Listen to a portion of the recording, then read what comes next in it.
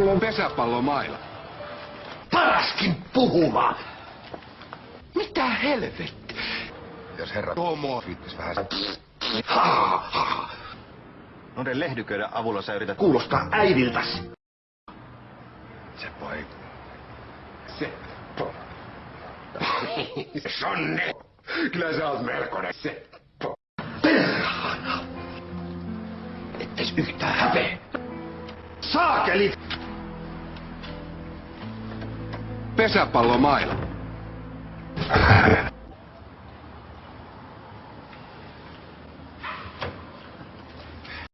Hei.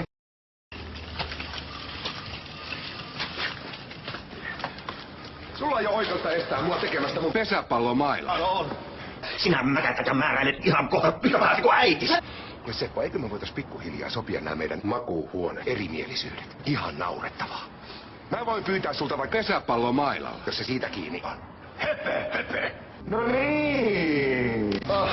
Sinne meni. Mitä helvetti? Siitä sait. Mitäs meet väkisin tunkemaan sisään? Avaa!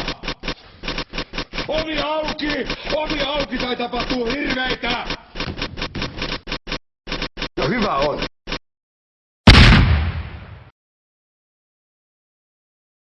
Saakeli!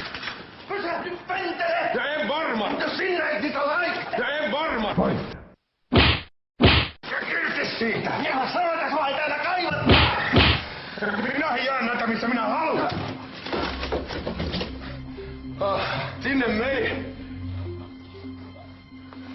No niin. Seppo. Kyllä sä oot melkoinen sonne.